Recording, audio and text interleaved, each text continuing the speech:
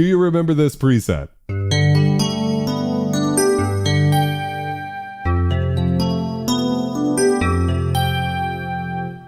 And how about this one?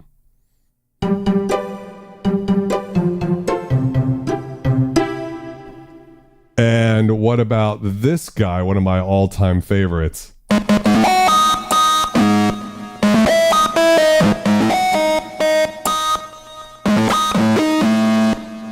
And how about this one? Who could forget the one they sold the D-50?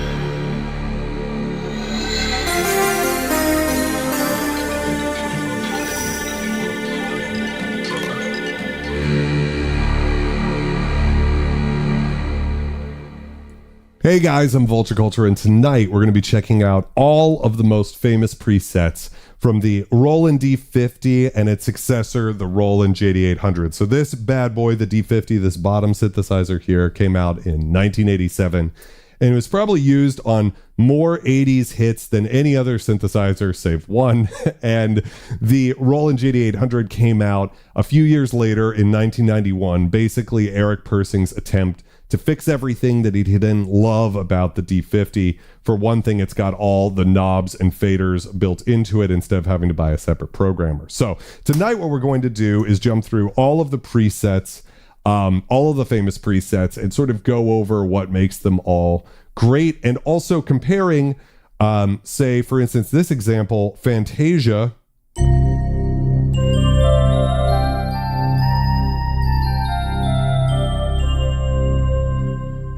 versus its companion patch, Fantasia 90s, in the JD-800. There is a patch called that.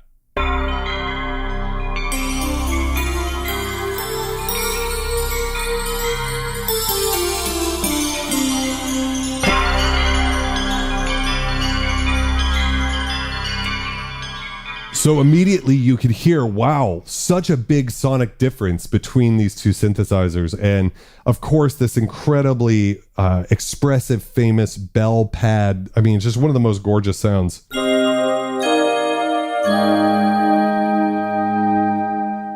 So warm. And then the JD-800...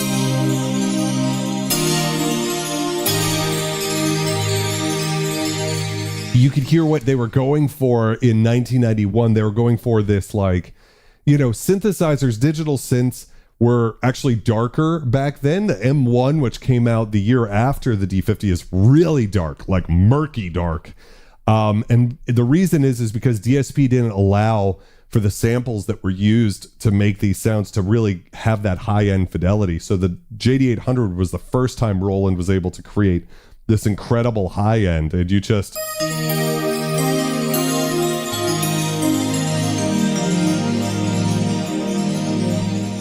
you get that sonic glitter, you know, that shimmering, beautiful sound. But it's hard to compete with something like Fantasia.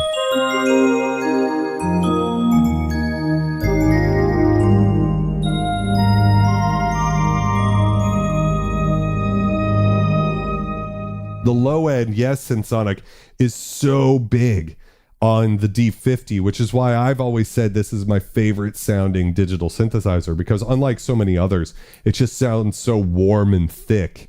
And we're going to see as we keep going here the differences between these patches. So why don't we go check out Wailing guitar, also known as the Voodoo People sound. So there we go. That should be that guy right there. And on the D-50, there actually is a distorted guitar patch. So again, I'm going to play just that Voodoo People lick real quick.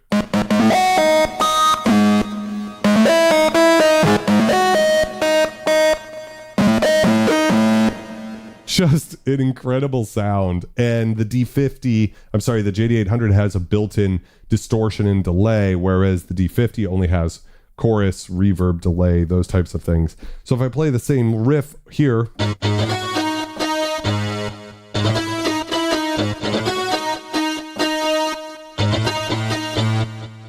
you know, it's still kind of got that same sort of flavor, but this is a great example of where the D-50 just can't keep up with the JD-800's newer effects and everything.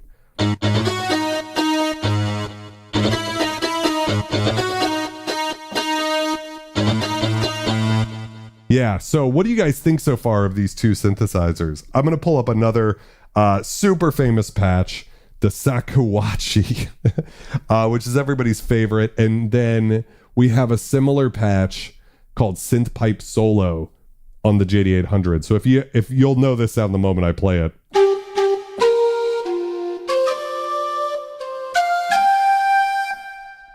Big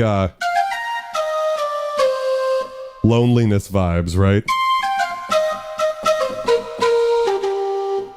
Really, Roland sort of were the ones who made this type of sound so popular. And then checking out the JD-800, we'll hear how we get this like additional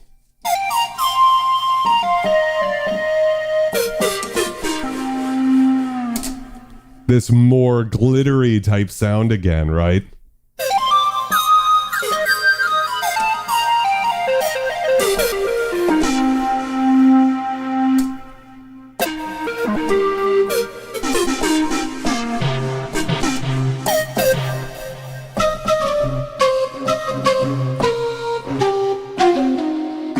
One thing you'll notice is that the samples down here just completely fall apart, right?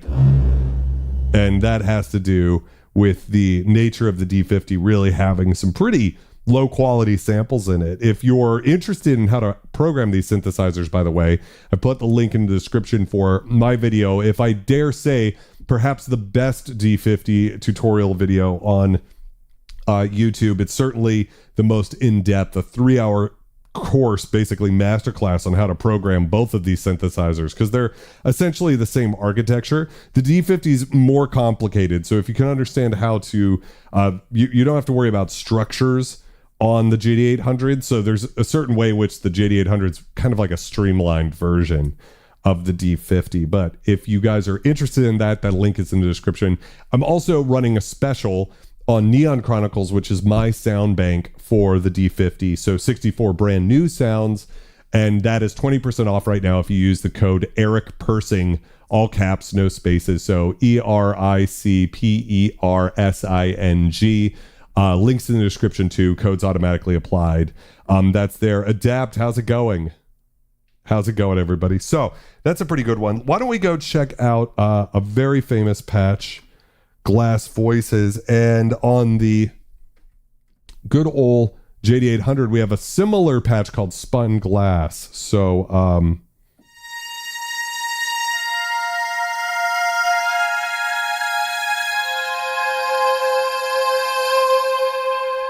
does anybody remember what that patch is from? Shout it out in the chat if you know.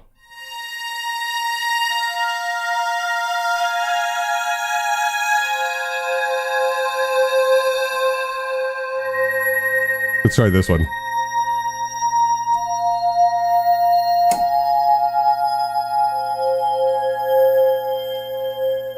A little more glitter in there. Also a little 60 cycle hum. The power in this room is not great for the JD-800.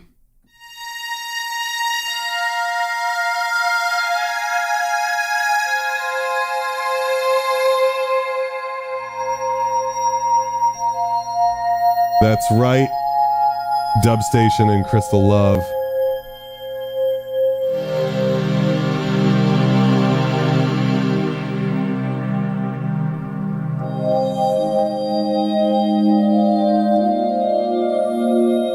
Really beautiful types of sounds.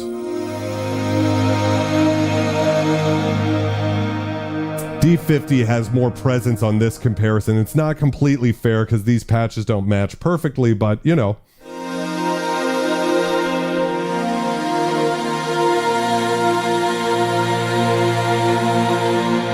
This is a more delicate.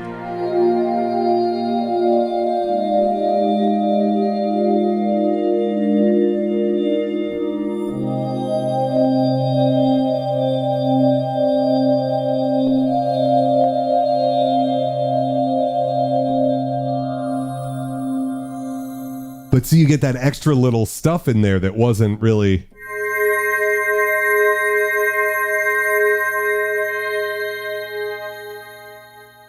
It's really cool, actually. So they're both really great patches. I don't know which you guys would prefer. I think they're both pretty good. Let's check out another one. So we hit this one in the intro, Digital Native Dance. And so this is an example of where there's no equivalent patch in the JD-800 for Digital Native Dance. So instead, I'm going to use patch 1.1 Millennium. And the reason I would say these are comparable is I would call these money shot patches where, you know, the point of Digital Native Dance was to sell synthesizers. It wasn't really designed to be used in a song, although I think it was used by Michael Jackson in one song. But what's kind of see what I mean about that. So if I play...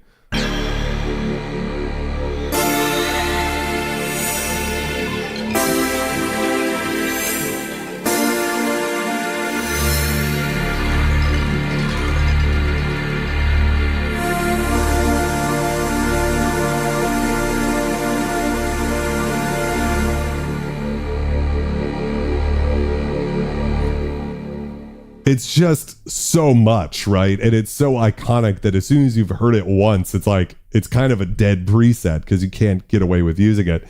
Millennium, very different sound, but I want to kind of point out the design philosophy or what Eric Persing was thinking about when he designed the patches for this. So Adrian Scott and Eric Persing designed the patches for the D-50.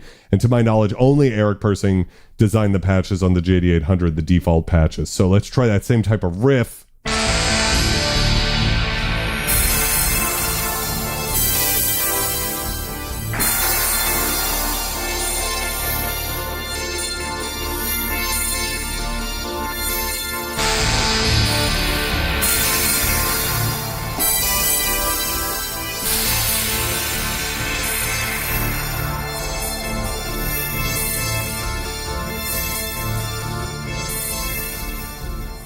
So you could hear the amount of high end is crazy on the JD-800. And I think we associate like Korg, for instance, like the Trinity with those like breathy, airy type of pad sounds. But of course the JD-800 came out before then.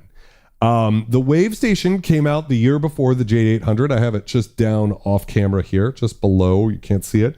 And I think it sounds kind of like a cross between the JD-800 and the D-50. It's a little bit warmer than the JD-800, but certainly brighter than the D-50, leaning towards the JD-800. And it's just, this is just a crazy sound.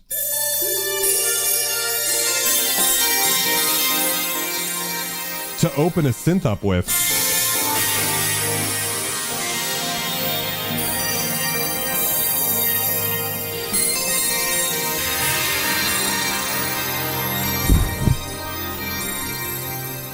Dare I say it might be the only preset I've ever heard Eric Persing make that might actually be, you could call harsh, right? Like in the high end. It's so freaking bright.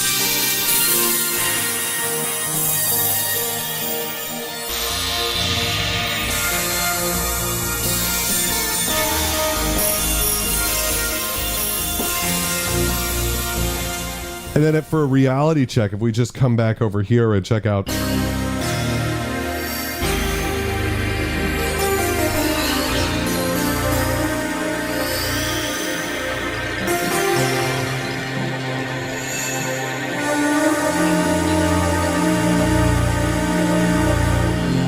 Twin Cities, you just reminded me of something. Can I get a scum cheers in the chat? Happy New Year's, you guys. Can't wait to see what 26 brings for everybody. 2026, that is. So I just think it's an interesting comparison. The two patches aren't that similar, aside from, you know, when you put patch 1.1 in a synthesizer, you're basically saying, hey, I want the first thing you hear when you turn on the synth to be this sound. And it's easily the brightest, most harsh, crazy sound I've ever heard Eric Persing make. So that's interesting. Let's jump into some, maybe what some people might consider kind of a boring patch, but for me, I think is interesting. We've got a patch called Stereo Polysynth on the D-50 and then just Polysynth on the JD-800. And so these are very comparable. And I think, again, sort of give you an idea of the design philosophy differences between the synths.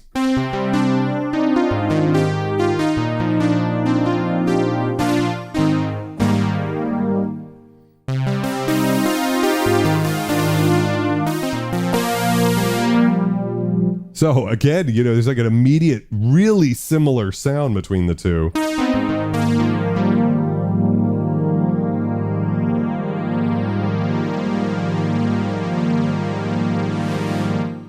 And what you'll hear is the metallic reverb for sure, but also just the warmth.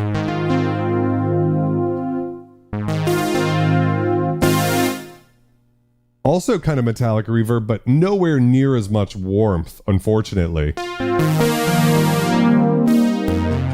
But as far as like cutting through a mix,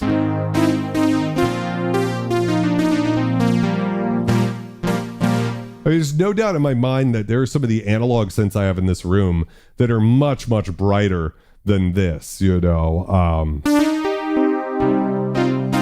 Synthsonic, that's exactly right. Universe is exactly that. It's a money shot patch. That low end.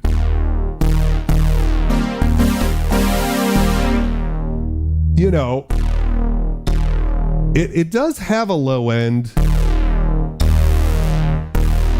It's just not as present, maybe, as the big...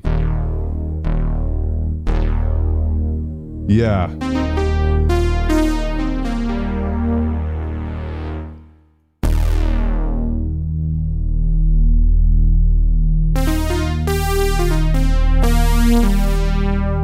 So if we wanted to, we've got layers A and B. If we go to press the layer active button, we could edit that and add aftertouch. Ooh, that was not what I wanted to touch. I wanted to touch aftertouch over here.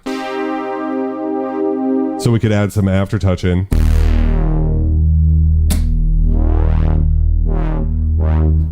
So we could kind of get that action to compare the two. Yeah, definitely not Van Halen jump. So kind of just, again, to give a quick overview for people who might be in the market for one of these vintage synths, because they're really cheap right now for what they are. So here's another good example. We've got Meaty bass at the top, and we got synth bass at the bottom. So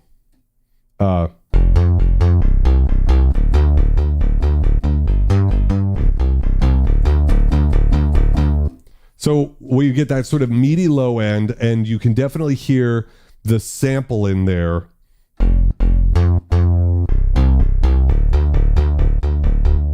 Let's see up top.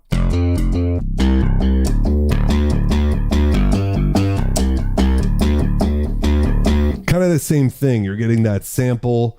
And again, it's just like the low end is kind of missing. So you just get that low end.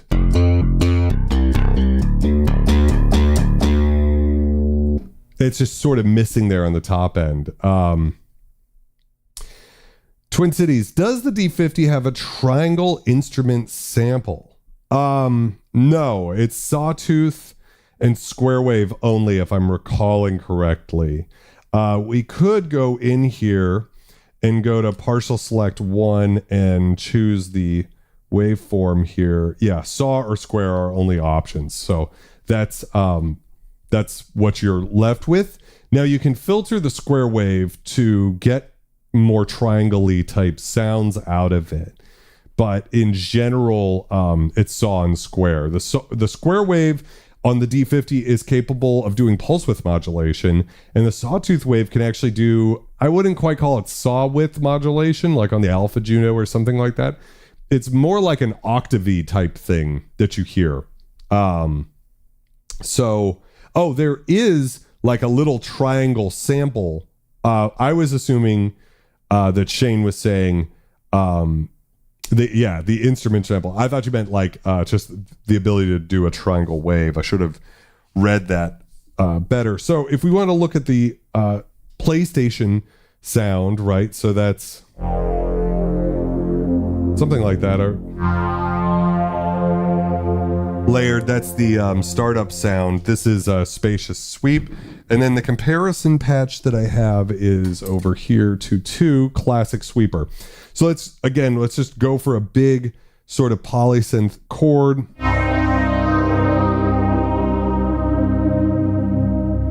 So good.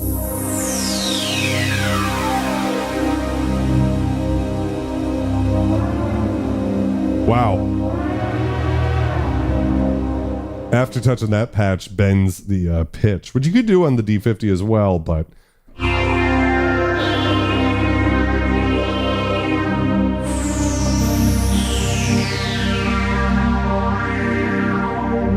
So they're both heavy resonance patches. If we select all of the partials with the PG-1000 programmer and crank the resonance here, we can hear how this same patch sounds with the resonance maxed out. It sounds exactly like that. So what you're hearing is max resonance on the D-50, which is not fully self-oscillating. There wouldn't be a fully self-oscillating synth until, digital synth that is, until 1989, I want to say, with the Yamaha SY-77.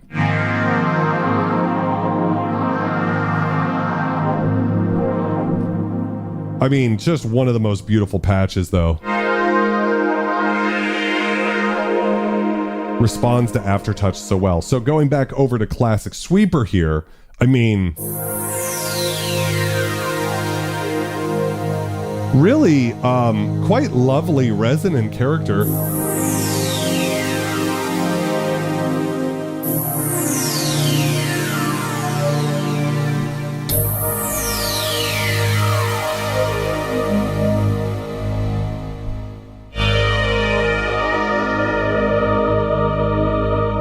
Again, just body and warmth on the D-50, but, you know, this sounds pretty...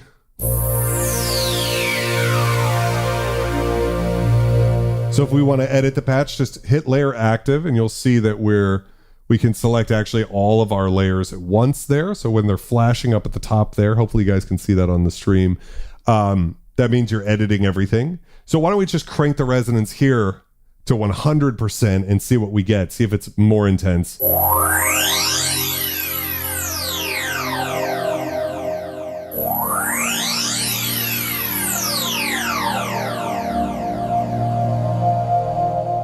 So that is the sound of Classic Sweeper, but with the resonance at 100%. And what I think is interesting about it is comparing it to the resonance in the 77. I used to have a 99. A lot of you guys will know. Am I crazy to say that the JD-800's resonance sounds very nice, like very, very digital?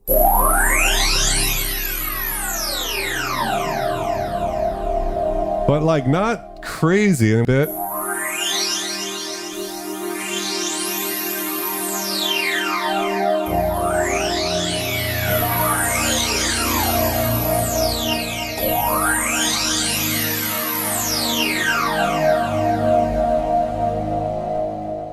Max resonance on the D-50.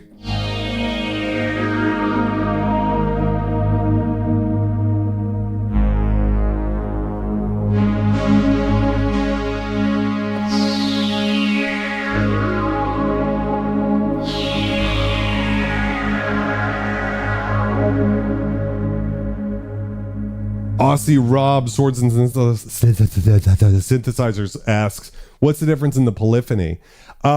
So the D-50 is a 16 voice synthesizer that gets cut down to 8 when you play both upper and lower parts at the same time, essentially. So you have a total of 4 partials, which is their version of saying layers. But there are some patches that only use the upper partials, so just 2 layers, and then you'd have 16 voices of polyphony. The JD-800, I believe, if I'm correct, if you're using, I think it has 32 voices, but then that gets cut down very quickly if you're using all of the layers. So we could actually just kind of test that out real quick.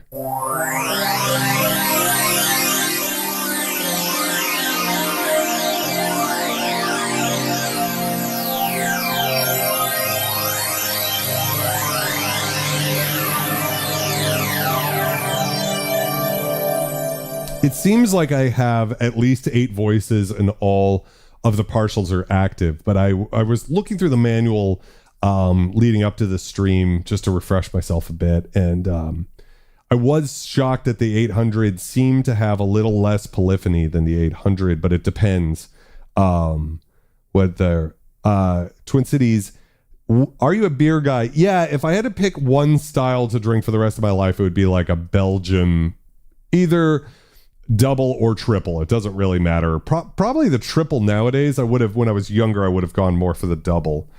So let's go check out 6-1 Staccato Heaven.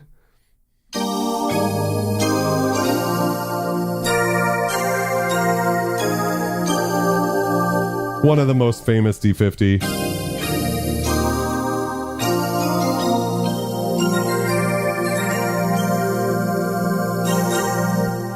And then let's check that out against Stack Attack.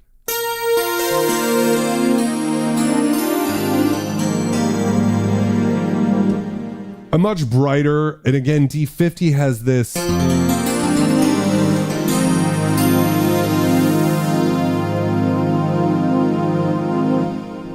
little more static sound to it that I don't love for the presets anyways. And I think that comes from that the JD-800 is all samples. So all of its waveforms are stored in memory like they are in an M1 or something like that. Whereas the D-50, depending on how you look at it, is the world's first virtual analog synthesizer. So its waveforms are DSP based, and that's why they can do stuff like PWM, and the JD-800 actually can't. So a lot of these patches have a tendency to have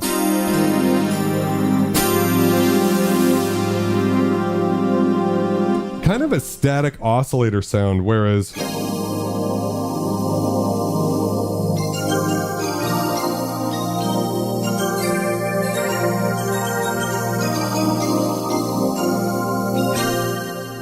Keith, welcome. How's it going, my friend? Mr. Bean says, what are your thoughts on the JD-800 compared to the JD-800? I am so happy that a new generation of synthesis gets to experience the JD-800 and everything that's so great about it, with expanded polyphony too. It sounds good. Anders Jensen did a really good video comparing the JD-800 to the JD-800. And when you're listening in the mix, it's kind of, you can't really tell the difference. But when you're listening to the patches back to back, you do start to notice a big difference between the two. And the reason is because unlike the Roland boutique and software recreations of the D-50, the D-05, which is a very accurate sort of recreation of the D-50, bit accurate recreation. The JD-800, they cheaped out and put a generic Zencore filter in it. So the samples are there, and but the effects and stuff, it's sort of like a Zencore version of the JD-800, which from the user's perspective is fine, probably for most people.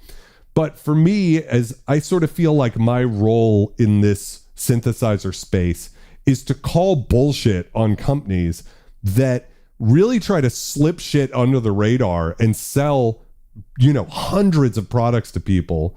And to me, the JD-08, it's like, why not just give us the JD-800 again? I understand that by integrating it into Zencore, it makes it more flexible for people. But does anybody buy a vintage synth because they want it to be fucking flexible? I think you want it to sound the way it did, right? And the JD-800 has a beautiful, incredible sound. And for Roland to have dropped the ball on that, to me, I think is just cheap and lazy. Now, as far as, again, if someone has a JD-08 out there, I think it sounds really good, and I'm happy that it exists. So it's really not a critique about saying it can't sound good, because Zencore sounds good, right? It's fine. It's fucking fine that they did this. But I think that as consumers, we should demand more from our companies. And Roland they own this, right? They own the code. All they had to do was implement it. And I understand there's hurdles and stuff like that. But for me personally, I just really, I think it's, it's a subscription thing, like Billy Bart is saying. I think it's fine, and I'm glad people have the sounds. How many people who have the subscription service are actually making their own sounds? And if that's the kind of the question too. For me, going back to like the sweeper patch for a second here. It was this one. Like, this filter's so unique.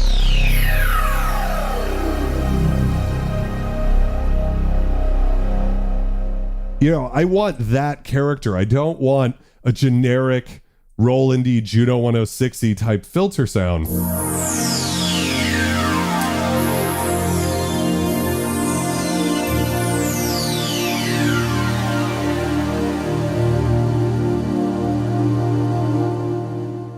Yes, one. The boutique and software versions of the D-50 are very good. I haven't done a full comparison, so I might be overselling it a bit, but I think it's good. It's good enough to use most of the time for a lot of people.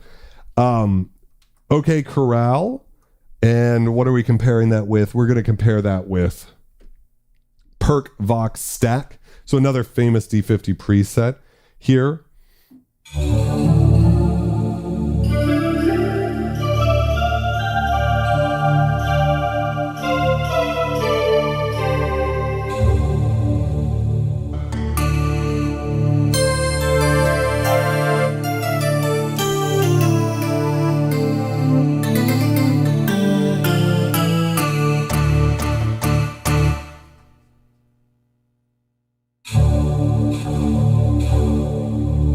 It's so hard to compare even similar patches because this has so much low end to it.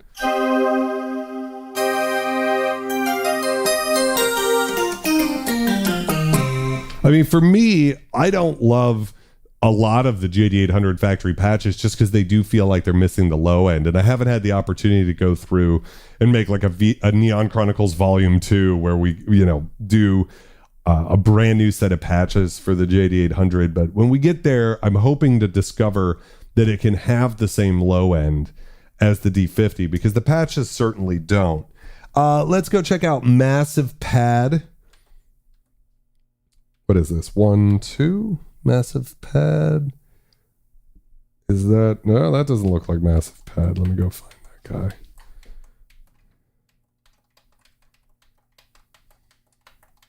Got to be here somewhere, right?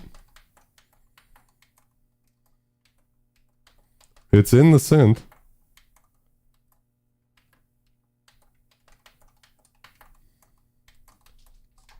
What is it? What do I have here? Massive Pad 1, 2, and 8, 7.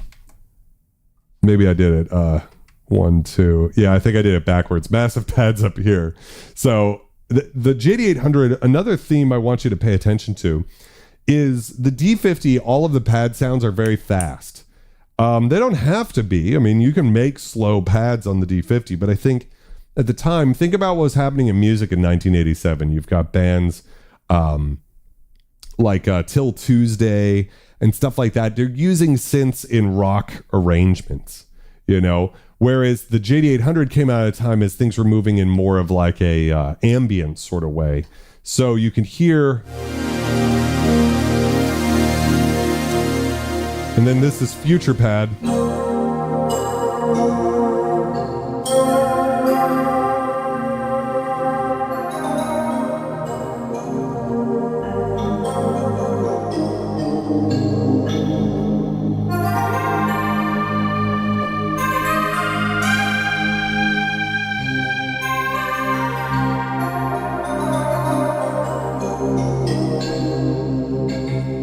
Do vintage D-50s hold up well?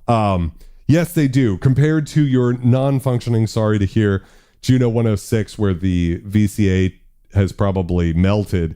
D-50 doesn't have any known common problems. The key bed's one of the greatest of all time. Mine's built like a tank.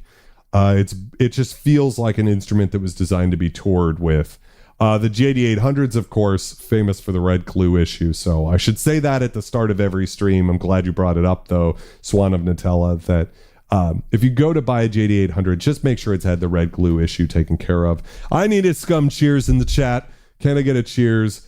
Thank you guys all for being incredible members of this community. I wouldn't do it if it wasn't for you guys. So can I get a scum cheers? I hope this video is valuable to somebody out there. I know it is to me. That's why I do these types of streams, because it makes it helps me train my ear to be able to hear those little differences that accumulate into the match sound great. But when you shoot them out, you really get to see why the D-50 is so incredible. Twin City says, Vulture, you had the D-50 in the S tier in a recent stream. Where was the JD-800? It would probably be lower, just because for me, the D-50, I've spent more time with it. And I mean, I'm really hearing it now live with you guys, but just the missing low end and the more static oscillators of the 800, you know, different strokes for different folks. You can't have everything be massive. But in the, hey, cheers guys. I really appreciate all of the emojis in the chat. You know, we're just kind of going through here and hearing the comparison. And here's another good one. So I've got Crystal Rhodes here versus Synthetic Electric, right? Which sounds like the title of a Gary Newman song. So we were playing before Dire Dire Docks by Koji Kondo. Let's just hear how that sounds with Synthetic Electric.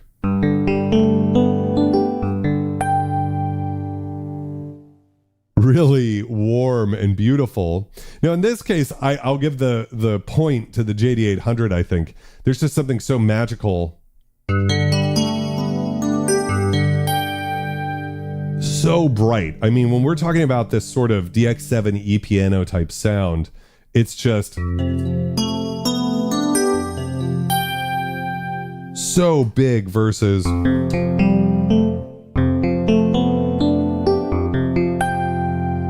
This is more of a really warm, gorgeous...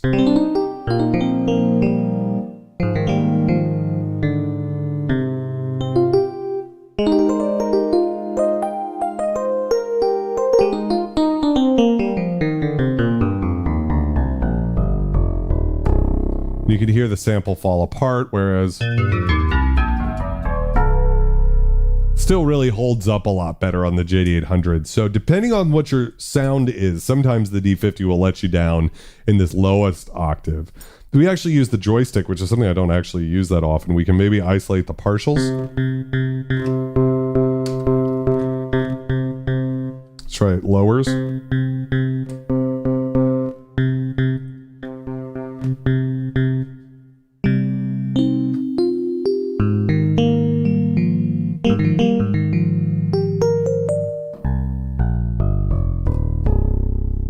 Yeah, it's just very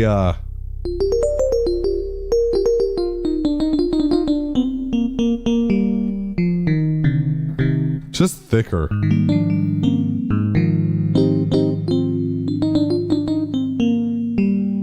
Yeah, it's close. It's definitely close, Box of Knobs. Lonnie, my man. So let's check out another one. Mother Africa versus, that's not right. Let's go over here. Bass Marimba versus Mother Africa, which I think is this one. This is a crazy one. So we have this patch Bass Marimba.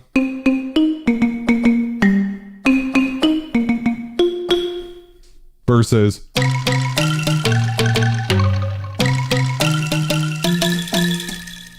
kind of an interesting, you know, again, you get that glitz. But in the low end, first time I'm really getting a patch where I'm like, whoa, the low end.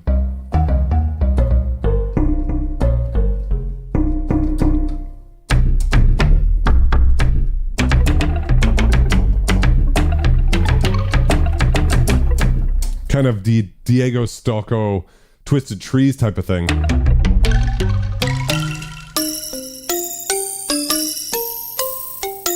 Kind of rain sticky up there.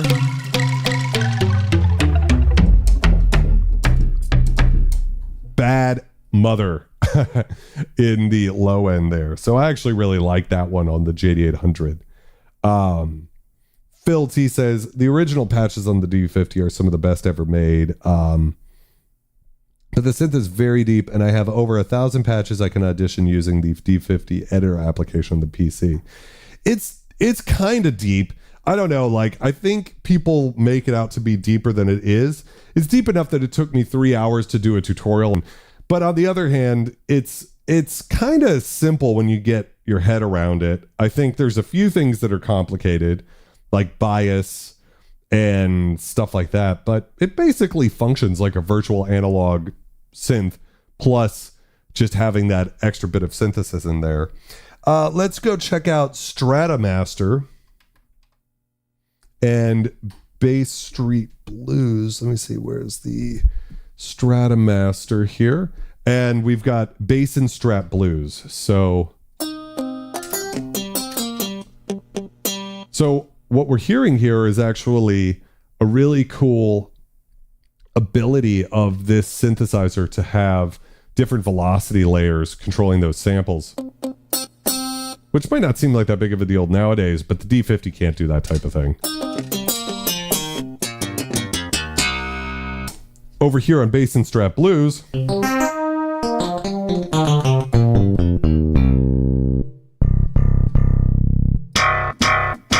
you just the high end is crazy, right?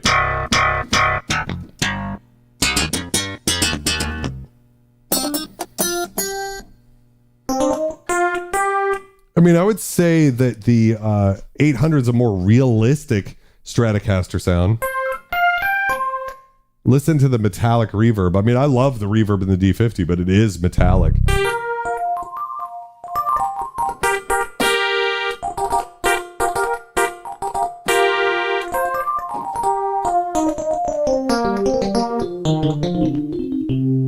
Yeah, if we were playing Fuck, Marry, Kill, it would definitely be Fuck, Marry, and then kill the Juno 106, I think. If it didn't kill itself already, like it did, unfortunately, for our friend in the chat. Wave Blower. Let's try this one out. Let's see if I did this right. Yeah. And then 2.8. So here's an example. We've got Bottle Blower and then Wave Blower on the JD-800. Really famous sort of sound. It was recreated in the M1.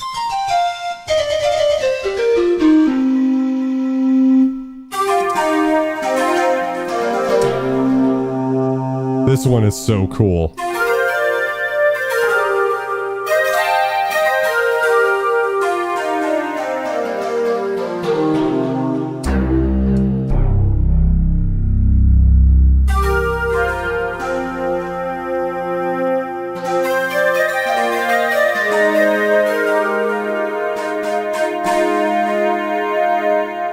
Oh, yes, we should do an SQ80 Halloween stream.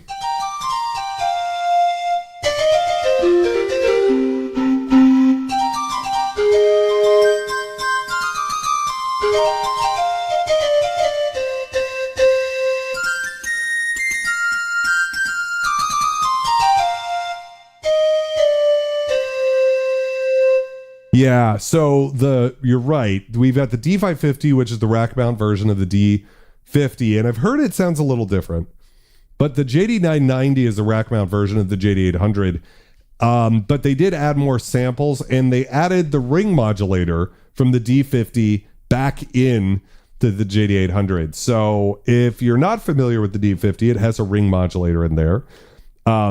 It could be used on structures 2, 4, 5, and 7.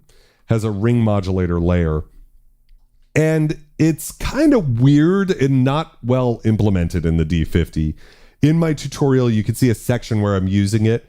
And I used it in a couple of Neon Chronicles. But it's like patches. But it's always kind of quiet and isn't as useful as you would think, honestly. I don't think it's a bad sounding ring modulator, but it's very quiet. And because this synth has a pretty bit crunch sort of sound, so it can't really handle quiet all that well, it's going to be noisy and kind of odd. Thank you for the Roland spam, Dave. I appreciate that. So I think with a lot of things with the JD-800, they're like, hey, if we just make everything samples, we could get rid of structures, right? Because the structures are confusing for people. So there's no structures in the synth, which also means there's no ring modulator because you need a structure basically to get a ring modulator. So they took that out. And a couple of other things to make it easier. I don't really see bias in the synth the same way that it existed in the D-50, but don't quote me on that. I'd have to look at the manual. So with all of that being said, they basically simplified the D-50 down to be able to make it a very immediate hands-on synthesizer without the confusing stuff. But then people were pissed off that they took the ring modulator out, so they had to add it back in for the rack mount version, and they added some extra samples too. So a lot of people do say they're like, the 990 sounds better. And you could use a JD-800 as a controller for a 990. That's a lot of money to spend on a controller though. For me, I'm quite happy with the JD-800 how it is, and I don't think the 990 is really going to rectify the thinner sort of sound of the 800, which is my bigger gripe anyways. So yeah, the JD-990 has oscillator sync. Okay, I didn't know that. So yeah, I love ring modulation, don't get me wrong, but what I will say is that it's just not that well implemented on the D-50. It's not why I would buy one. Yeah, so it's interesting. And by the way, welcome to the chat, Derek. So in this case,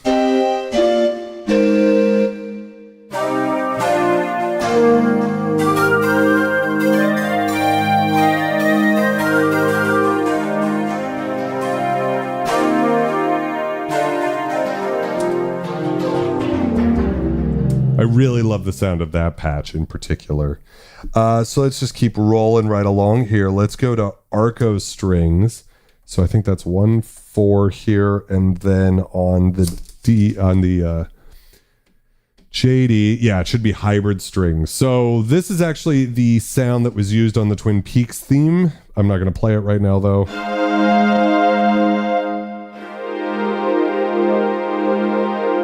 Hey, Chris Farrell, how's it going?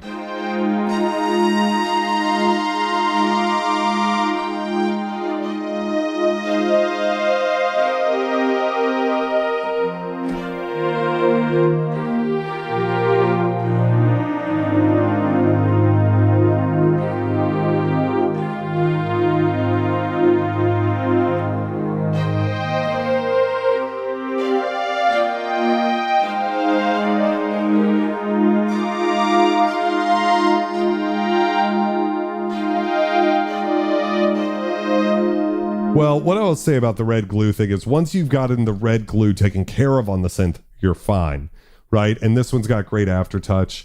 And I would say the sliders are just as good, if not better, than the ones on the PG-1000, right? So assuming you're going to use the sliders to program, so you're going to either use this or that, I would say the sliders feel actually slightly more premium on the JD-800 than they do on the PG-1000. I think they're both susceptible to, if you get a lot of dust in them, stuff like that, noisy, talky type stuff, but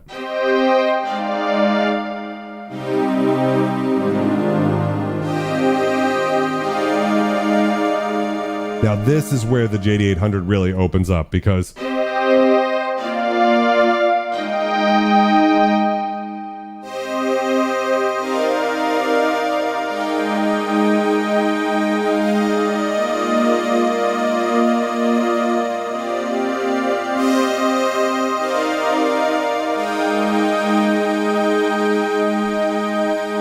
on this patch in particular, that extra high end is not being emphasized, or I should say overemphasized, right?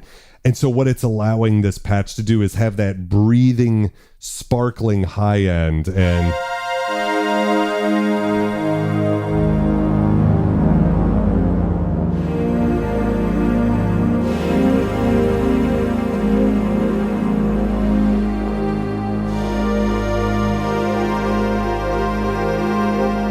if we go to layer active here and select all of the layers and just add some aftertouch modulation, it's always fun for me.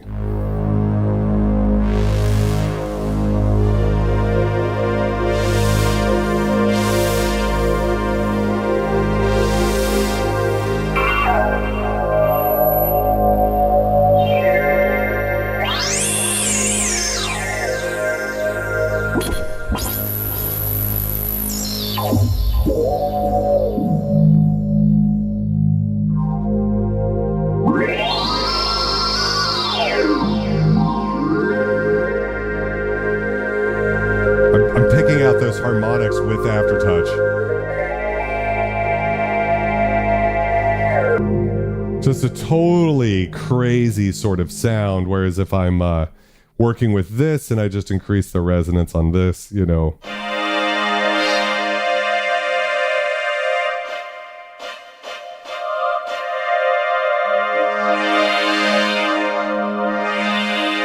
I like the resonant characteristics of both.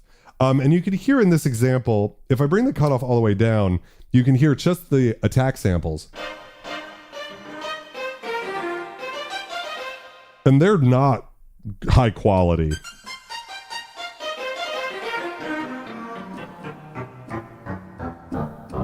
Oh, interesting. They actually biased out some of the low notes here.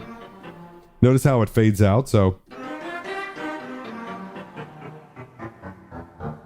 And we just get that little short thing at the end. So Eric or Adrian, whoever programmed this one, did something very clever, which is hid the fact that that sample really falls apart in the low end and cross-faded it out, right? So new feature in Atmosphere 3 is quad zone, right? Really cool new feature where you can blend before layers. Well, guess what? The D-50 had it in 1987. It's not really a new feature at all.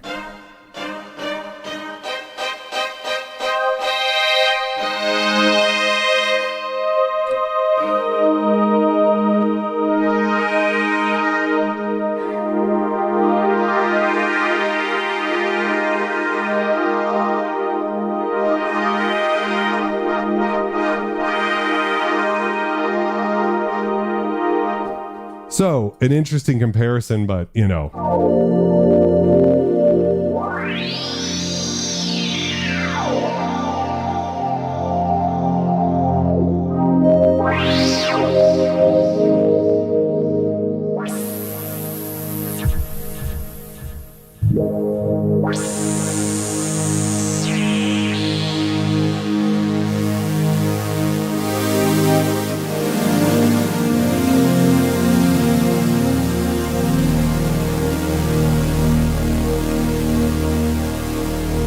The fizz is just beautiful. We could take that into high pass mode.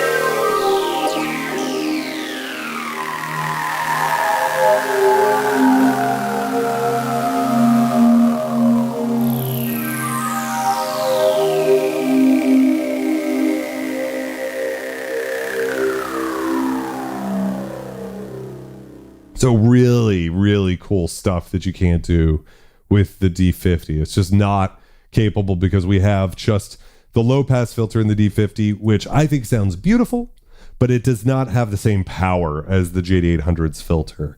And I just wish to Christ that they had decided to emulate that in the boutique version instead of giving us the generic Zencore version. I'm sorry, I think my autism is showing there. So we've got... that's not the patch I was looking for. 2.7. There we go. Nylon Atmosphere. So this is like an acoustic guitar. Actually sounds quite a bit like the pizzicato of sort of...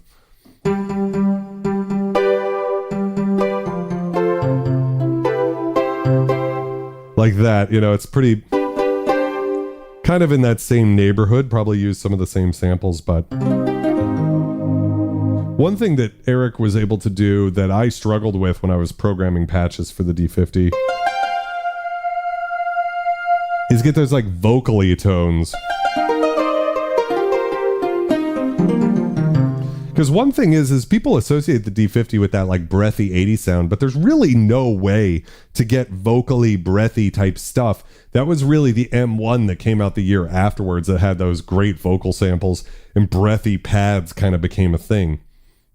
So somehow Eric, though, with a combination of resonance and just the fact that he's the greatest sound designer of all time, and using some of the spectral waves, which are these really weird sort of wavetables in there, fading those in and out, could give a pretty decent sort of, and if we go into the patch, and again, we just bring the cutoff all the way down so we just hear the samples.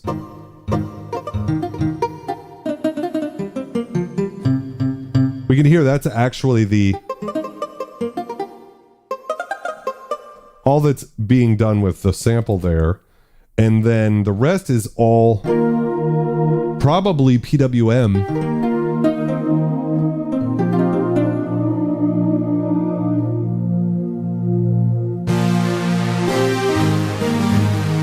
So that's with the cutoff all the way up.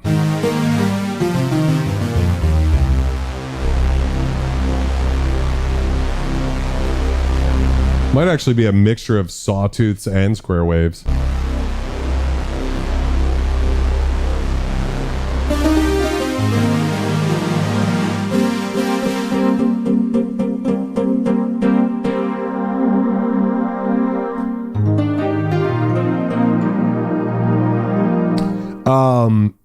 I don't believe the JD-800 has an input. No. And as far as the filter, I want to say only the 990 is the only other that has the same filter. The JV-1080, which is sort of the successor of the JD-800, continues the Rompler spirit in a more nakedly Rompler-y way, uses a different filter. There is a comparison chart somewhere. I forgot the name of the incredible human being who has, if you search JD-800 versus JV-1080 filter, I'm sure it'll come up, the differences.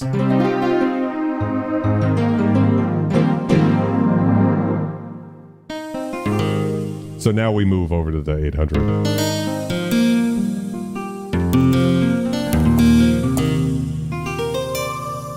And we have just this beautiful...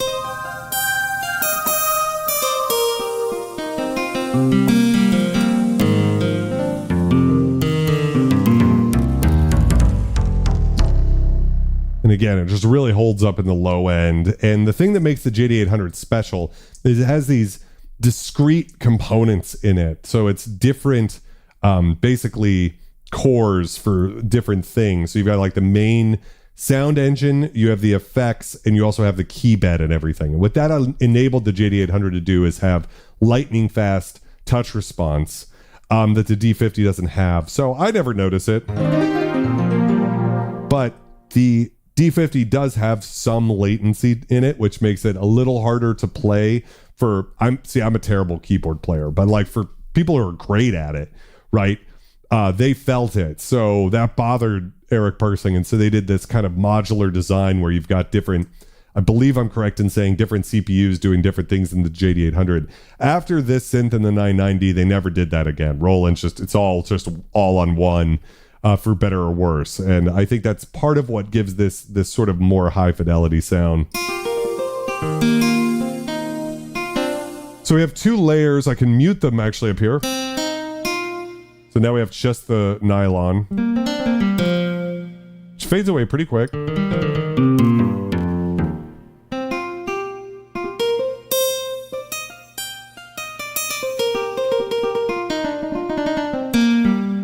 And if you're curious about this type of thing, this nylon guitar, the guitars in the JD-800 were actually played by Bob Daspit. And Bob Daspit has gone on to create the sonic extension with Atmosphere, which is all guitar based. I believe it's called Nylon Sky. I might be getting that wrong off the top of my head. But essentially, he's been working with Eric Persing for all of these years. And if you're a fan of the game The Legend of Zelda Ocarina of Time, the guitars from the JD-800 were used in that game. So when you're listening to Gerudo Desert or something like that, you're actually listening to the JD-800. Now, if I swap from tone to D, we get this beautiful...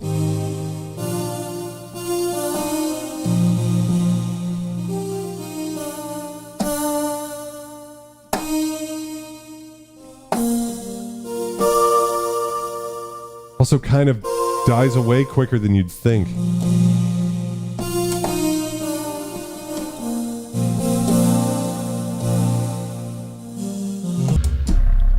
But so now we're getting that more like living in a post M1 world where we need to have these breathy choir type sounds that the D50 couldn't really do. So in this case, this is another example of where the JD-800, I think, kind of outpaces the D50.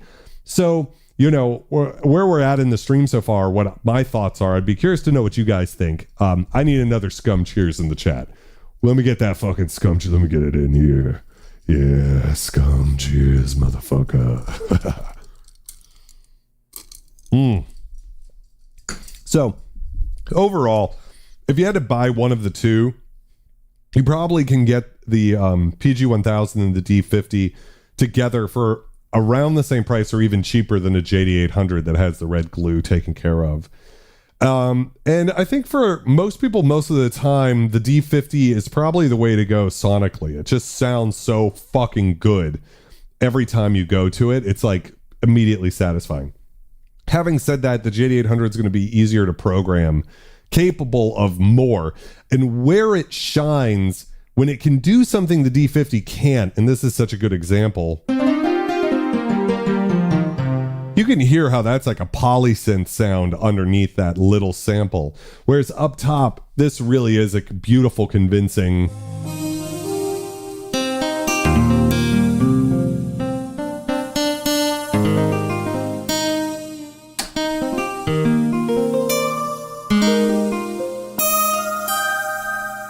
Just gorgeous, gorgeous, gorgeous sound. And so what I would say is, the 800, just when it does something good, it leaves the D50 in the past.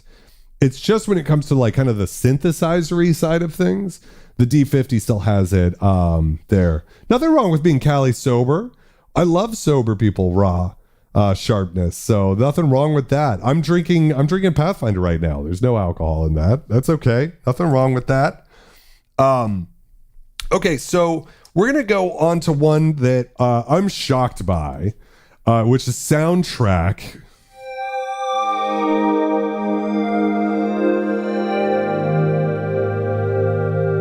And somehow they didn't put a soundtrack sound into the JD-800. So we have Hearts of Space here, which I actually think is a reference to Glass Voices. So let's jump back to that real quick. That was 5.1 on the D50, and 5.1 on the JD-800 is Hearts of Space. So that's this one.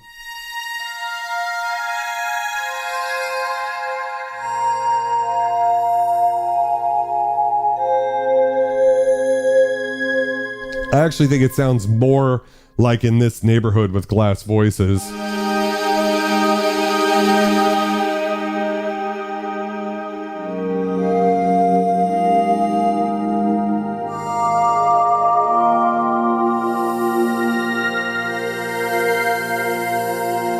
Does this interesting octavey type thing, which is so cool.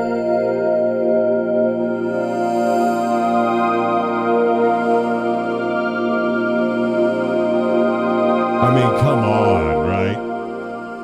It's one of the only patches that makes the D50 seem a little dated, you know? I mean, obviously everything from the D50 is going to have that vintage grit, but you know what I mean?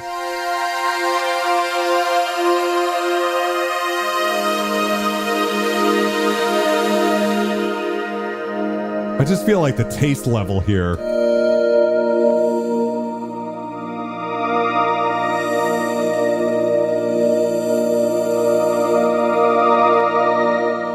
is just like through the roof. But when we go check it out versus Soundtrack, so this is the closest patch I could find to Soundtrack. Soundtrack is probably the greatest patch of all time, right?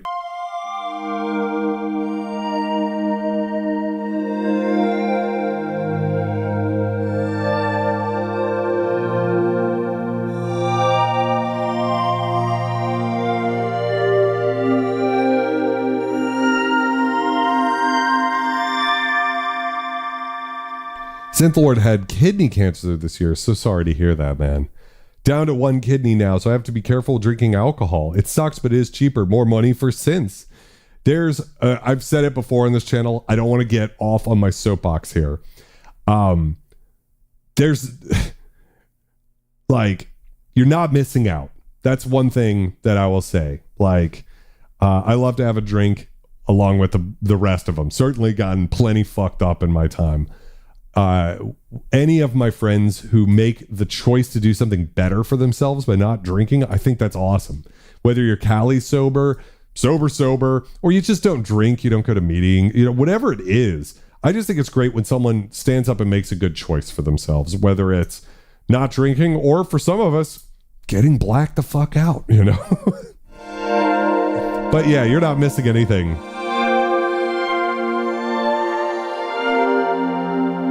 Thank you very much for the tip, Twin Cities, and always Damien. Or earlier in the stream, thank you so much. Oh. Greatest patch of all time.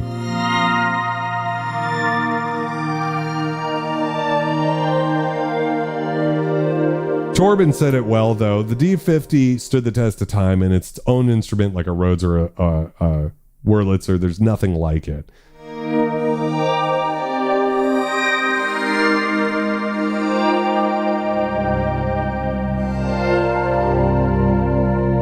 Just so huge. And then over here,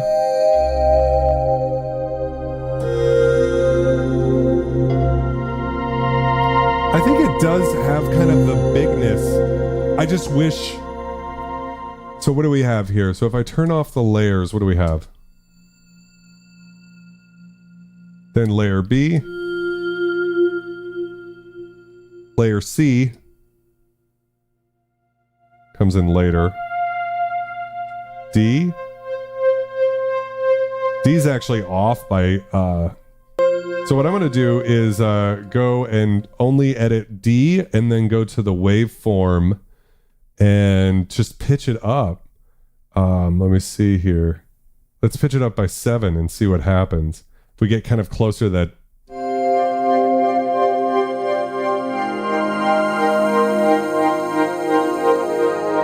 Kind of gives it that soundtracky thing, right?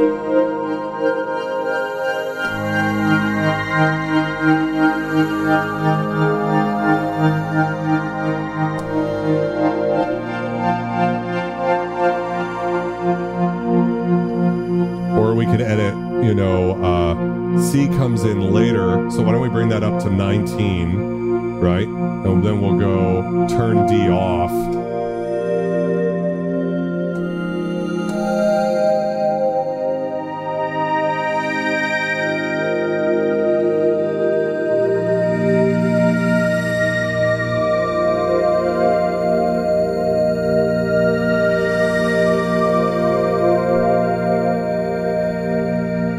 I'm going to tell you right now, if I'm ever using this in a production, because it's such a great patch, Hearts of Space, I'm going to do this. I'm going to take tone C, partial C. I guess it's called a tone in the JD-800. I like the phrase partial.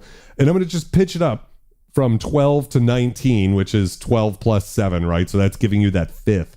And use it that way instead of the basic way, because it is soundtracky.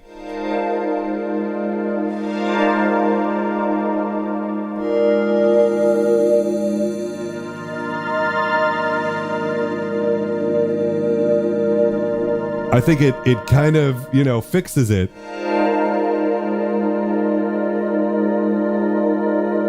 And in a weird way, the way those layers come in and out, right, is almost more interesting. But you can't beat it.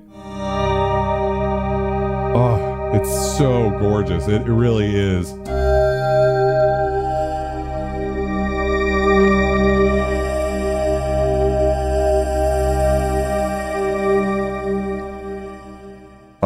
It's one of my favorites. So let's talk about Pizzagogo. You know, pizza. Or right. Also, I always think of another famous song you might know. So shout it out if you know it.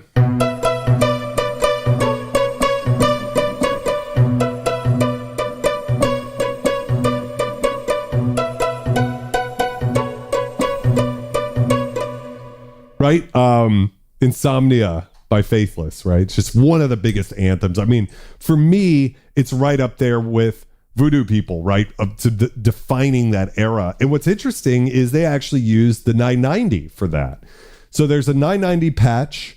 I want to say it's not even in the factory library, but it's on one of the cards, an expansion card. And then from there, I believe, what's her name? Sister Bliss, I want to say, from Faithless, actually modified the patch further to give it that particular sound. But the D-50 doesn't do the worst, you know. It's like an okay version of that, right? But if you want to get the real sound, you could do it with an 800. There's nothing, the pizzicato sound sample is in the 800. It's just not used in the factory library for whatever reason. They didn't decide to, even though this was so famous with Enya, somehow Eric decided not to sort of recreate that in the 800, and it took Sister Bliss to do it for him anyways. That made it, so it's kind of a funny story. Most of the famous presets you're going to hear in these synthesizers, you're going to hear time and time again. That's the only example I can think of like, they made the preset the first time, everybody loved it, they for some reason left it out, just like Soundtrack, out of the 800, and someone basically figured out how to do it anyways, and then that got super popular. So for sure. And then let's check out a couple, probably what I think is the best patch in the 700 is Iceman. And Christopher Franke from Tangerine Dream used this patch all the fuck over Babylon 5. So if you've ever been into Babylon 5, which I think is one of the most underrated sci-fi shows of all time, it's an incredible show. And JMJ went on to do Sense8 with the Wachowskis later, and a bunch of other stuff. But Babylon 5 was his sort of like, and it's just an incredible show. You know, terrible CGI that somehow makes it like better nowadays, you know, and just awesome. But anyway, and all of the music is from Christopher Franke from Tangerine Dream. So that alone is worth just for the soundtrack.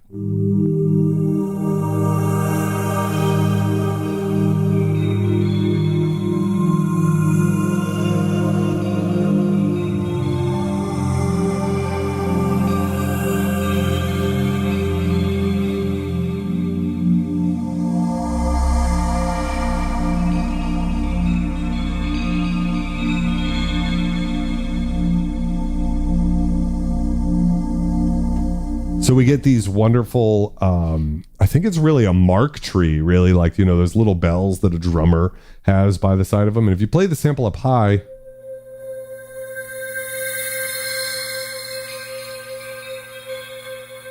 so what it is it's those bells are like slowed down and gives you this,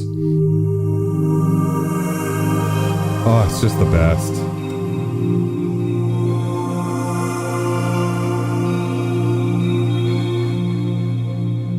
Keith, yeah, I mean, I'm not trying to say, I think the CGI I like the CGI in Babylon 5. I think it's beautiful, but I think for some people, when they go back and look at it, they're going to be like, wait a second, this is not good. DeCarmick says, you can't forget JM Jar's Revolutions album that uses the D-50 extensively. You're actually right. I need to mention that real quick before we close out the stream. But so there's just no patch like that. And again, this sort of goes to the more ambient side of the way music was going. So all of the patches, all of the pads in the D-50 have this like sort of fast sort of thing to it where they're all, oh, what was I looking for? I was looking for like Spacious Sweep is 4/7. Beautiful, but you can hear how like immediate, because if you're in an 80s hair metal band, you know, you need to be able to swap through chords. You can't do that with Iceman. I mean, you can, but not really. Like, to get the full effect, you need to hold a chord for a while.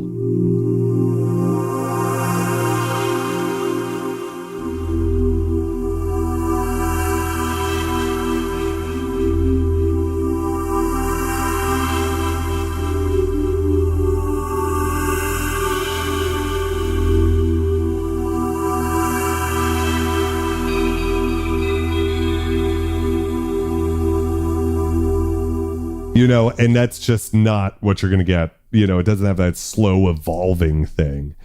And as far as I can tell, even the Wave Station doesn't really have a patch like this. It's Wave Station is evolving, but like crazy movement, I guess I would say. Whereas with this is like really an ambient patch, right? I can't really think of any synths that had ambient patches. Not really up until around this point. Like what? I mean, Universe even is very like in your face, fast attack again. Used with that, what is it? Synth wants to know if I've ever played with a System 1, and I have not. A Mint D-50 for $150. Oh my God, George. Fuck, dude. Dubstation Zero points out that Tangerine Dream also did all of the flying modes, music that plays with the radio when you fly a plane in GTA 5. I had no idea. That is so freaking cool. Oh my God. I'm not trying to ignore your living years request. Here's another example of this sort of Wave Station-y thing. So the Wave Station came out the year before. I don't know if that informed this patch, maybe.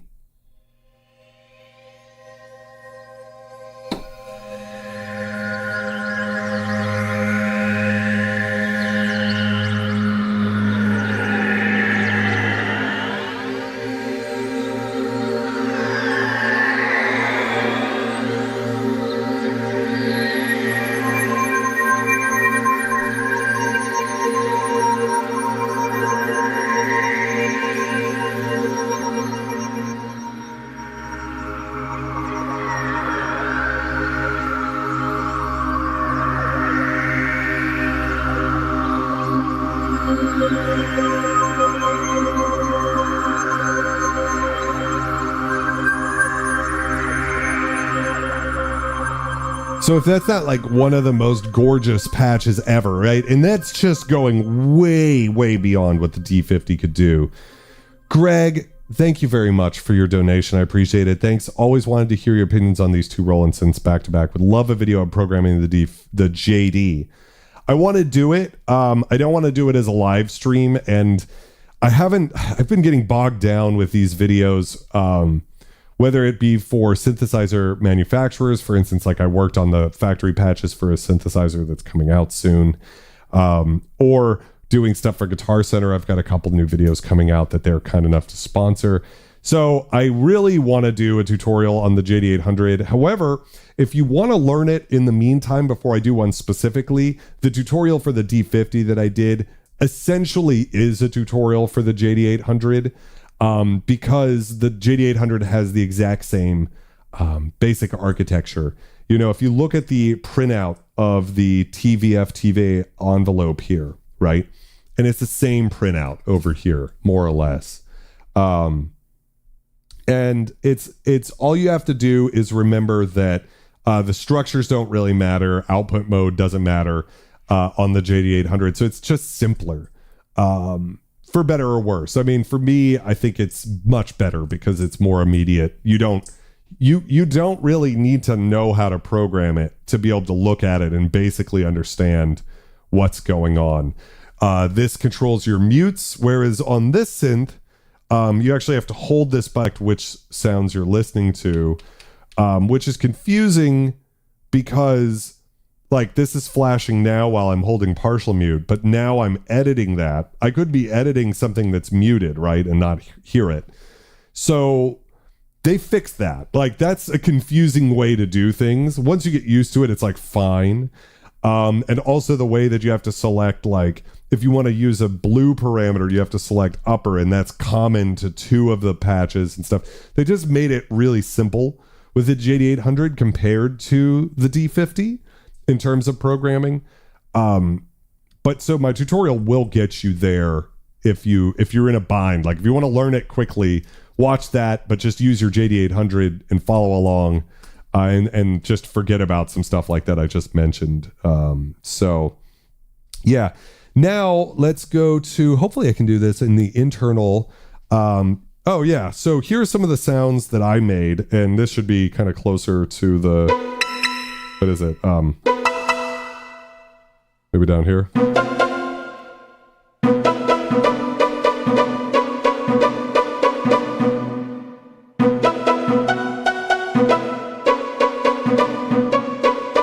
Just happen to go to that one. But what I'm looking for is what?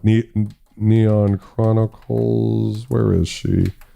There it is. It's the last one. So DeCarbic was mentioning the Revolutions album by JMJ, and it used this sound that you might recognize.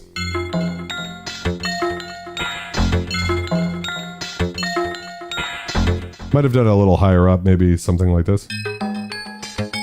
Yeah, I think it's there.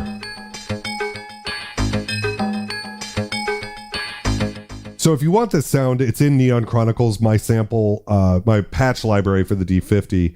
The way I did it is actually as a split, so I played something that sounded like this. And then what was it?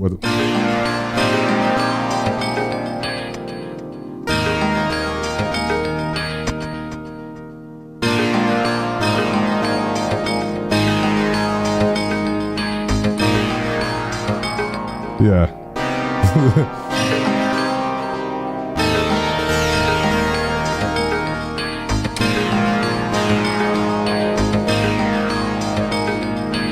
So you've got, you know, the ability to play this up top.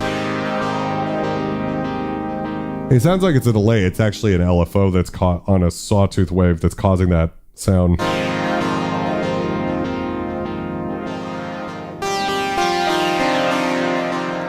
So the sound is interesting. It's actually just one of the samples in here. So I want to say the patch that he used was probably Machine Run, which was available on a separate card you could get for the D50. But it really is just a sample in here. So for instance, if we go into here and let's just mute all of my partials here. Let me mute everything and find it. Yeah, so what it is we've got this one sequence, which is just in the D50, right?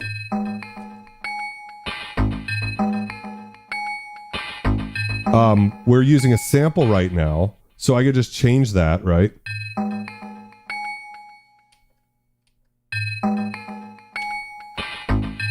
And where is it? Is it I forgot how to do this. It's been a while. The PCM.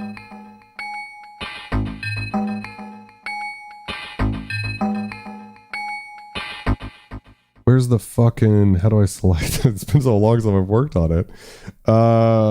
Somewhere in here you can change the sample. I know it's in here. Anyways, it's a sample, and then what we have is up an octave.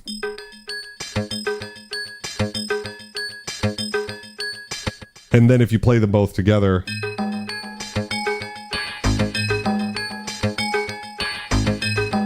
that's how you get the low end, and then the upper part is just the other thing that I programmed.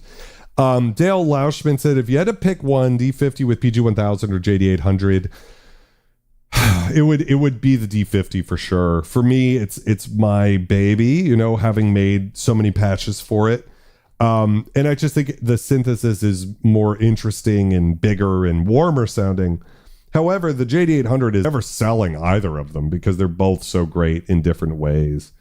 Derek asks, question, would you like to borrow my Wavestate Mark II for a while to check it out? And how could I get it to you? Currently, unless it's a situation like Rob and I don't live that far away from each other. I mean, we live a long way, and I'm very grateful that Rob drove the synths to meet me halfway and then actually drove all the way down to pick him up. He's probably like 3-4 hours away from me to pick up the synths that he lent me. That's one thing. I don't want to ship synths in the mail because if anything happened, I'd be just like heartbroken. And I've shipped enough synths to know that sometimes shit just happens with people drop boxes and stuff like that. Yeah, it's Sebastian. That's right. It's one of those patches no one could use ever again. But yeah, so Dale, I would have to go with, if I could only have one, it's the D50 plus the PG-1000. And I'll give you some examples here. If you guys haven't heard all of my stuff.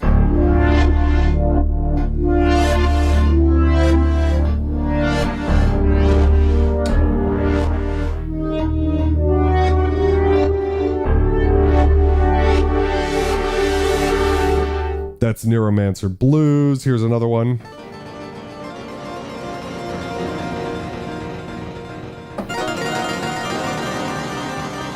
Called Across the Abyss. There's sort of like wave sequencing built into this. Some bass stuff.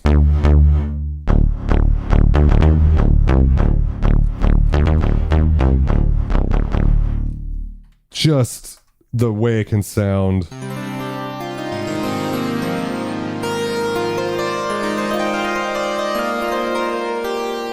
This one's called Jan Hammer's DX7.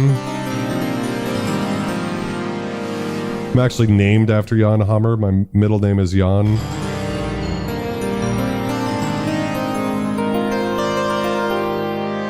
I only wish I could play like Jan Hammer. God of the Wired. So this is an example of how I was able to use the D50 to create a really cool ambient patch.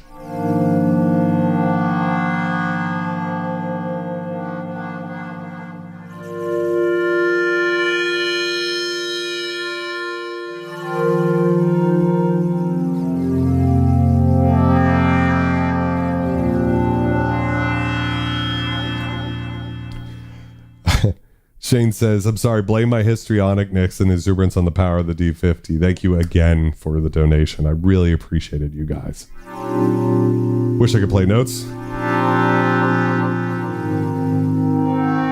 One of my favorite patches I've ever made. Sounds so great with that sort of like rain sticky thing at the top.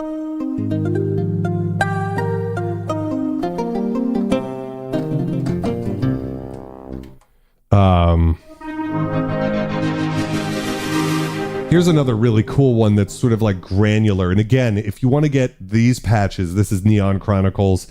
Comes with a D50 patch editor. It works with the software. You can load it into a vintage. It can work with the boutique version, which is super cool that Roland allows you to do it. And it's 20% off right now if you click the link in the description. Code's Eric Persing, all caps, but it's automatically applied at checkout if you hit the link.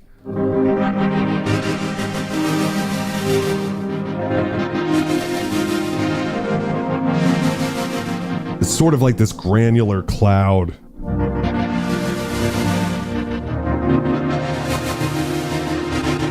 So I wanted to put that more ambient sound into the D50, and here's a pretty damn good piano sound I was able to get.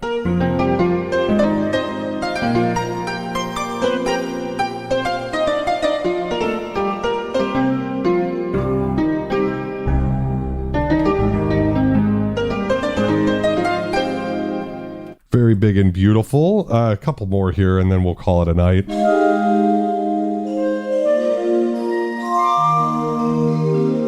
Really kind of okay chorale now that I listen to it. This one's Solpaveda Seawall, taking the name from Blade Runner 2049. Again, kind of has that granularly type thing, but more of a pluck.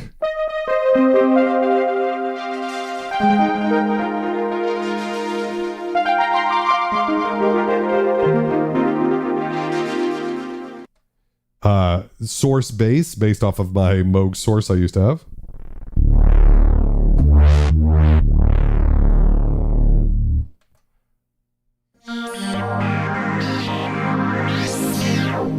Really using the aftertouch too, because it sounds so good on the D50.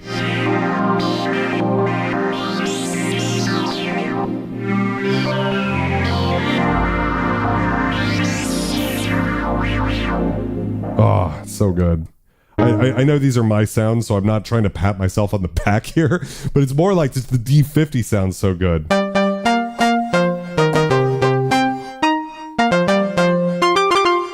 You can hear that reverse reverb and how the D50 can sound, you know. I don't want to say modern, but, you know.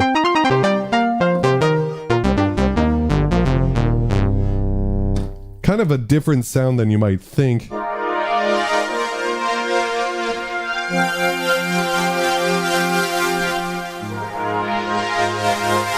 Very bright string sound.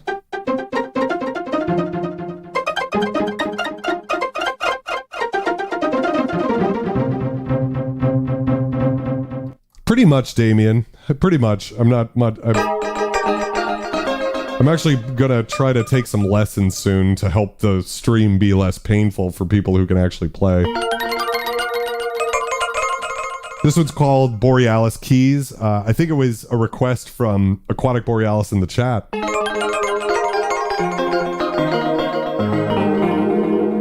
So I appreciate you for being here all of these years later, my friend. Bones for Vulture Mom.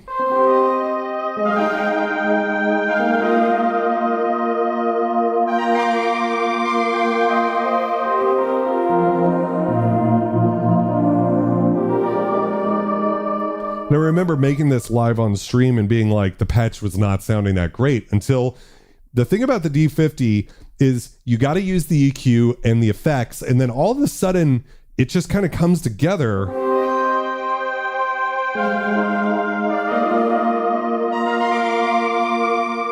To something really beautiful, you know?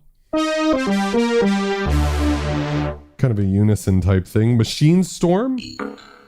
Robot. So shout outs to Machine Storm. Polaris Plucks, I think this was based off of a Chroma Polaris patch.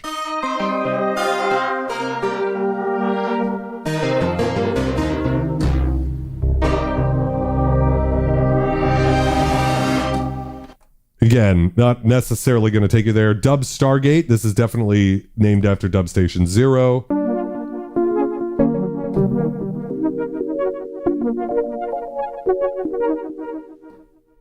The note here says, love you, scum. Can I get some scum cheers for anybody who's been watching this channel long enough that their names ended up in the preset pack? I appreciate you guys so much. Some of the OGs who've been here for a while. Those exquisite skulls that you guys have.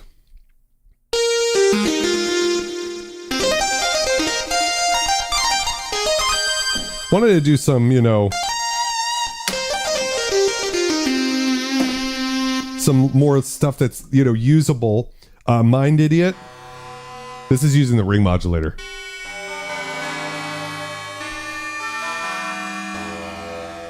Kind of weird, like I said. Just, you know, it's just not necessarily... Let's skip that one. Another piano.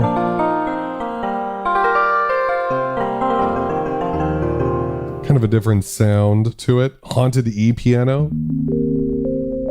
So it's so good.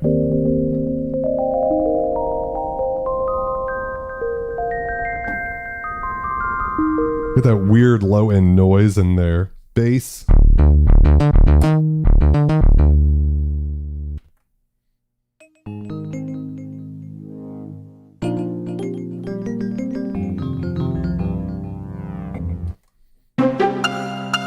Yeah, I can't get no sleep.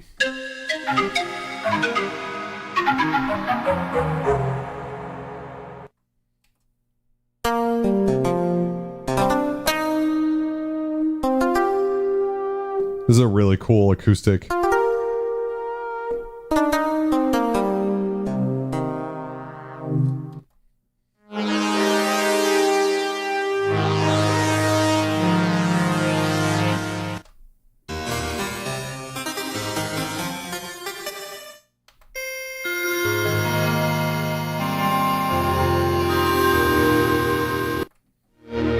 This is another one that's using ring mod, and this is the best version of ring mod I could use. So this is a Vancian Choir. This is giving it that extra bit of thick, swirly.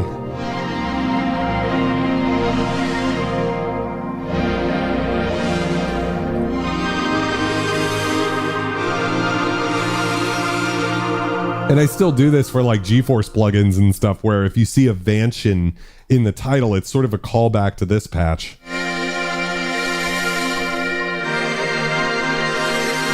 Basically like a really swirly sound. Magic Theater is a tribute to the incredible Jan Hammer Behind the Mind's Eye record. Here's a vintage industrial bass sound.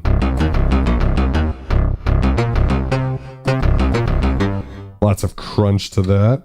Damn Fine Coffee, of course, Twin Peaks sort of sound.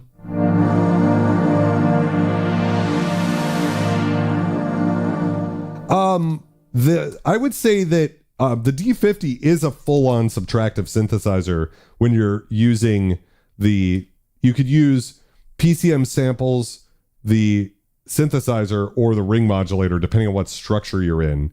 Any combination of those. So it could be 4 samples. It could be 4 synth parts, each with their own filter. It could be the ring modulator as well in that. So from that perspective, Shane, it is a subtractive synth.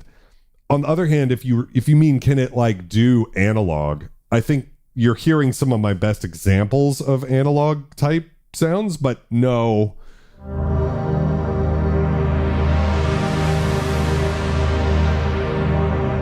It's not exactly analog. It's its own thing, really.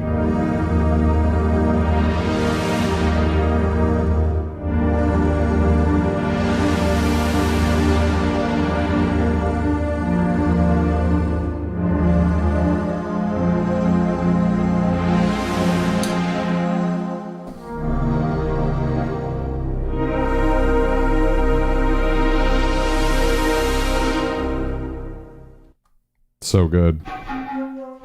So here's an interesting one.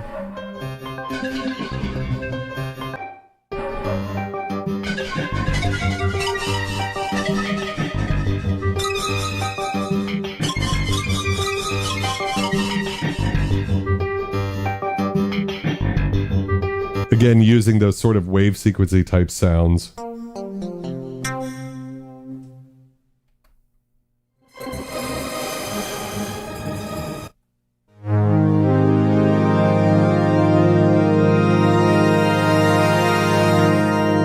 This one's aquatic ambiance.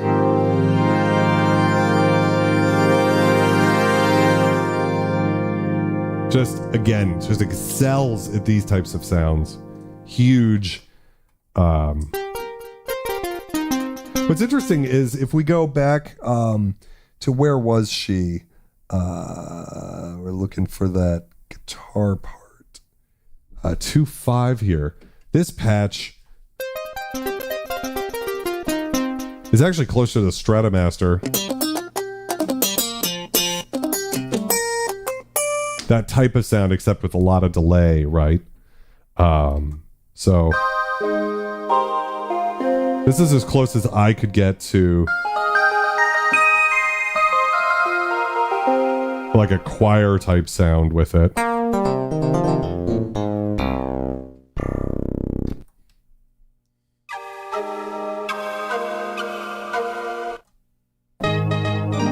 Oh, this is one of my favorites. Deep Dreams of Day, which is a reference to the new Dark Crystal.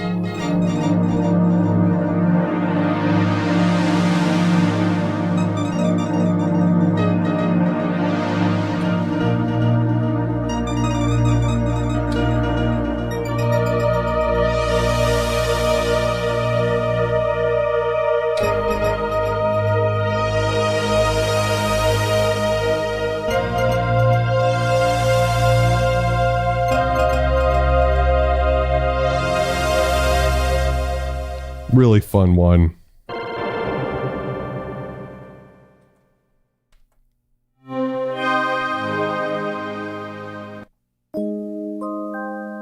Oh, this is another E-piano. Really cool nostalgic noise up top. That's really just because the fidelity of the D-50 is so low. That's the noise floor coming up.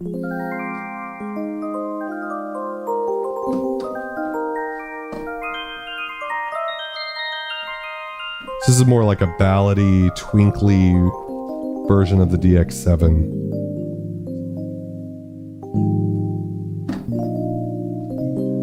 Ah, so beautiful. Really cool. Again, not patting myself on the back, but just...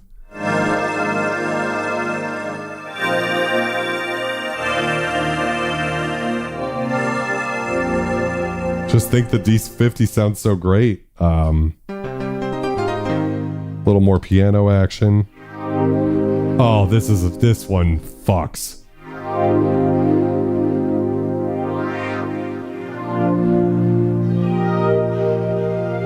Love that little sample in the background doing some work.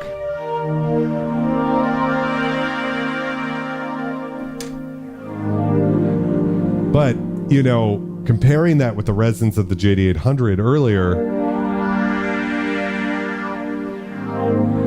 I do miss the one seriously perverted sound effect that, but it was just too much, I think. The last patch is here. So this is using probably a sawtooth wave. But then using just the filter resonance as much as I could to sort of pick out that and turn it into a sine wave.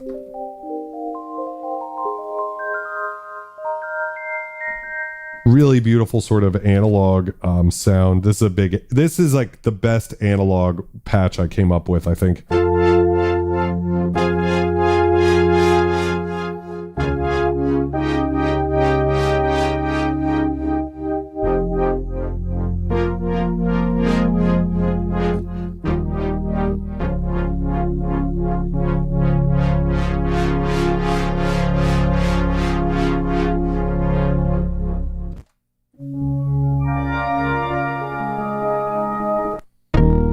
Oh yeah, this one, of course.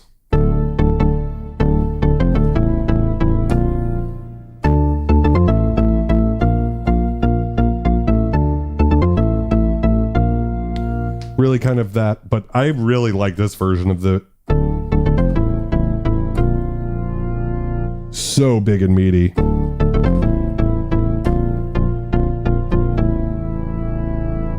The JD-800s don't always cost that much. They've been definitely less right now than they used to be, for sure.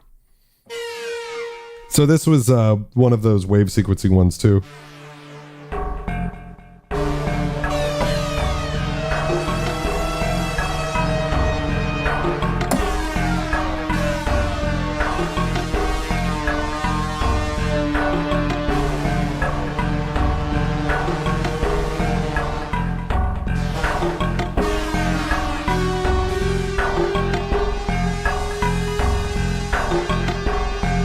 So what we're doing is using aftertouch to control that.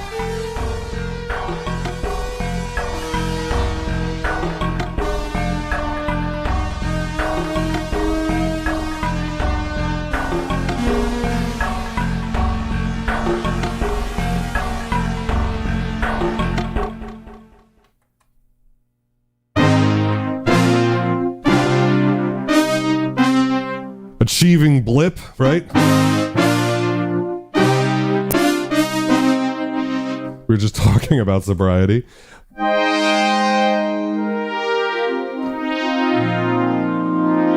This is kind of your CS80 brass type thing.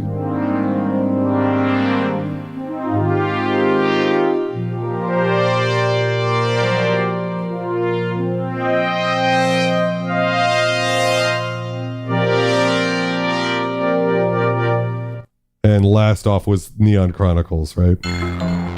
What is so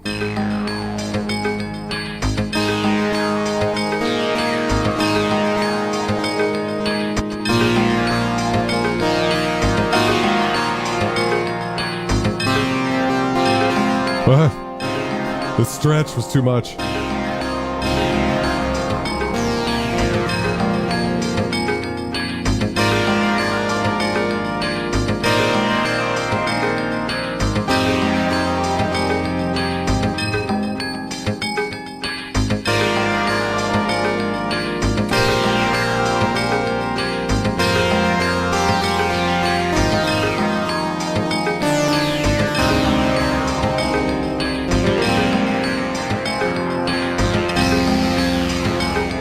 The responsiveness is great. I mean, of course it's going to depend on synth, and you have a slider here, so if it's too much, you can turn it all the way off, and then for me, I love it all the way up. And I mean, you can see I have to lean in on it a bit, you know.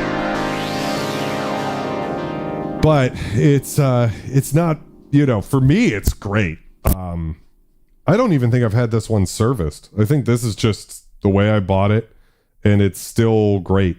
You know, the 800 at least I could say I've definitely had to get that bad boy serviced. So we're gonna call it there for tonight, guys. I think that's a good place to call it. This sound that's coming in right now actually is all D-50, all Neon Chronicles patches. So again, 20% off for the next 2 weeks. Eric Persing's the code, automatically applied at checkout, so you don't even have to remember if you want 20% off Neon Chronicles. A lot of fun. What do you have to do to watch out for when buying used or for things that need maintenance? I mean, I would just make sure every key works and the synth looks like it was cared for, right? It doesn't, it's not like an analog synth in the sense that like, it's either gonna, I don't think there's anything that's gonna work or die. I don't think they have any like common problems really. I think the screens could be replaced, nothing too crazy. So D-50 is really good to go. JD-800's just the red glue. Like just make sure that's fine and then you're fine, you know? So I hope you guys found this stream helpful. For me, I've always been curious on comparing the D-50 and JD-800 and I'm actually shocked it took me this long to get there. I hope you guys have a great new year too, especially you, Hypothesis. I appreciate everybody who's been hanging out, making this stream what it is. You guys could always shoot out issues. Not that I'm aware of, Swan. I don't think so. Yeah. Alex won't be learning the living gears in 2026. That's correct. Or there's not enough time left in 2025 or 2026 for me to learn it. I hope you guys have a fantastic new year. Continue to be excellent, and I will see you next time. Oh, by the way, no stream next week. Wait, coming back. Oh, no. Hey, no stream next week. I'm going to be up in Disney World running the Dopey Challenge for a charity, actually. Team No Kids Hungry, which helps get kids in Africa fed. So I have to run a 5K, a 10K, a half marathon, and a marathon in a row. So 5K one morning, 10K the next morning, half marathon on Saturday, and then the full marathon Sunday. So I'm going to be up in Orlando for that on Wednesday. So that's going to be super fun. But because of that, I'm not going to have a stream. Sorry, guys. But, and I don't know if I should say this because, you know, but whatever. Fuck it. My friend Tone Pusher, I should be in his video coming out on Friday the 5th. Looking at some vintage gear stuff. Basically, anytime he needs some vintage gear footage, he usually gives me a call. So hopefully I'm not putting him out there by telling him that. So let's get one more scum cheers in the chat. So you'll have some Vulture Culture content next week, but it's just not going to be here on this channel. So continue to be excellent, guys. And I'll see you next time. For real.